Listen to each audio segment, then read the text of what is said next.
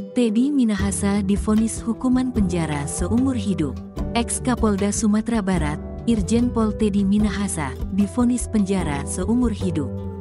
Vonis tersebut disampaikan Majelis Hakim dalam sidang vonis di Pengadilan Negeri Jakarta Barat pada Selasa, tanggal 9 Mei tahun 2023, hari ini. Teddy Minahasa terbukti secara sah dan bersalah terlibat dalam kasus narkoba yakni menukar sabu dengan tawas.